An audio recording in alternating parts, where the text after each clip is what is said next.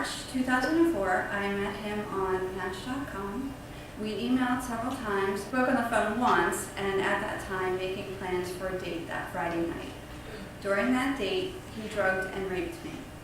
Although I'm from New Jersey, we had decided to meet at a bar in town here in Philly, and we had 2 drinks and hung out there for a while, but decided to leave that one particular bar and walked a few blocks to another bar. There, I had a drink that I didn't even finish. It was unusually warm that night, and his apartment building was only a few blocks away from the bar that we were at.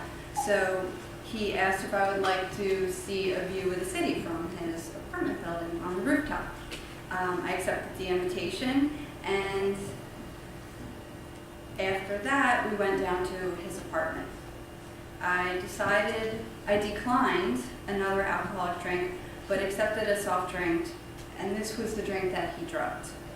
My only memories are before the drug drink and waking up the next morning, which was about 8 hours later, naked in his bed, sicker than I had ever been before. Although I knew I only had a few drinks, I just assumed I had passed out from too much alcohol. There were many missing pieces to the puzzle that night, but I decided I would put it behind me and move on. Little did I know I was lured by this man who had practiced this particular routine many times before. 1 week before Christmas 2005, which was a year and a half later, I received a call from the Philadelphia District Attorney's Office regarding Jeffrey Marsalis, and if I had met him on Match.com. During that conversation, those missing puzzle pieces that I talked about were all put into place. I was briefly informed of the case against Marsalis and asked if I would give a statement to the police. 3 days later, I was doing just that to a Special Victims Unit detective who explained to me the man I had a date with fabricated everything about his life except his name. He had posed as a doctor, an astronaut, and to some, a CIA agent. The detective further explained to me they were investigating numerous date rape charges. He had recently been arrested for rape in Idaho, while currently being out on bail for an upcoming trial the following month in January, and that would be the first trial of 3 women that was against him.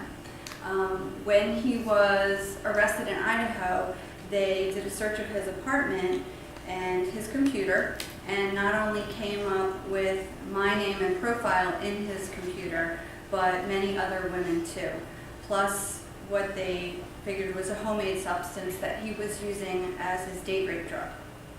I was told the district attorney would contact me going forward about the case. I promised myself that day I would do whatever it took to put this man behind bars, and however long it takes to keep him there.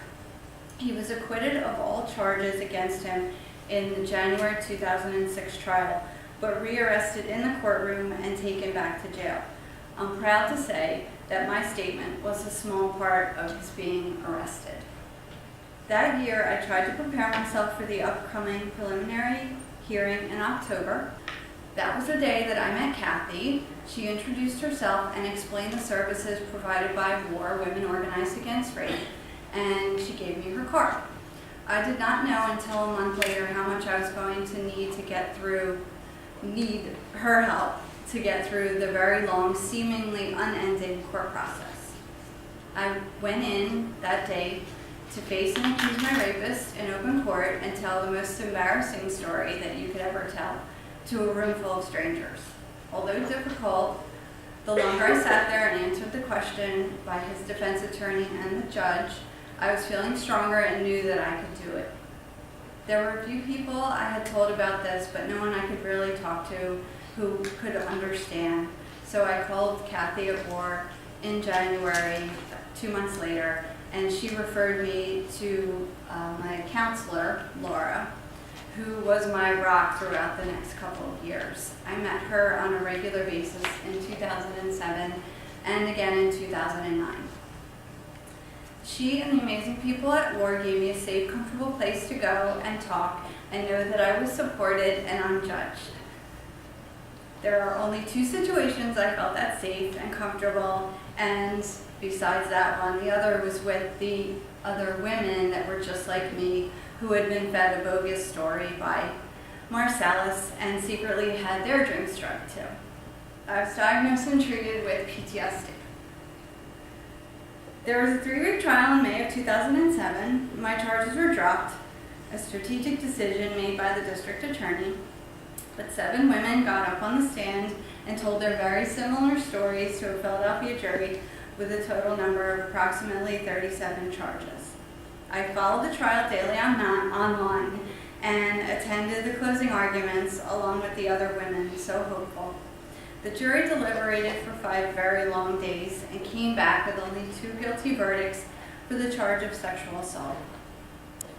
I had previously scheduled an appointment with Laura for that evening that the verdict had come in, and she helped me process everything that was going on in my head. I was assured by the DA it was a victory because he would be going to prison and also classified as a sex offender. In October 2007 was the sentencing, so a few months later. That was where I again sat with the other women and listened to the judge call him a wolf in sheep's clothing and sentenced him to the maximum of 21 years in prison, which is 10 years for each count, and then an additional year added on for another woman's plea agreement. I was told parole was unlikely because of the sex offender status. This was comforting to me, but there was still not a complete feeling of relief. The story doesn't end there, because the way the authorities found me through their original search of his apartment was because he had drugged and raped again in Idaho, which is where he had moved from Philadelphia. But this time the woman immediately went to the hospital and the police. There was a week-long trial in April 2009, and he was found guilty of rape and scheduled for a sentencing a few months later. I was notified by the Philadelphia District Attorney's Office that the Idaho Department of Corrections would allow me to give a victim's impact statement via email. I was happy to be included in this important process. I put together my statement with my counselor's guidance and drew upon all that we discussed in our sessions. The judge sentenced him to life in prison to be served out after the 21 years in the Pennsylvania State Prison. Mine is a success story, although many years in the making and difficult along the way. I received the news from the DA and cried off and on for hours. I was so relieved and finally at peace. My goal here is to tell my story and let other women know that if this has happened to them, whether it be Jeffrey Marcellus or another person assaulting them, they should come forward, if not to the police, at the very least, to talk to a professional. I stand here today much stronger than I was when all this started. I've had some really bad days, but knew I had the support of Laura and WAR to get me through. I know I am a different person, but I'm working towards being a better person. I have not regretted one moment of the most painful years of my life. It has now been almost 5 years since the last trial and sentencing, and time does help you.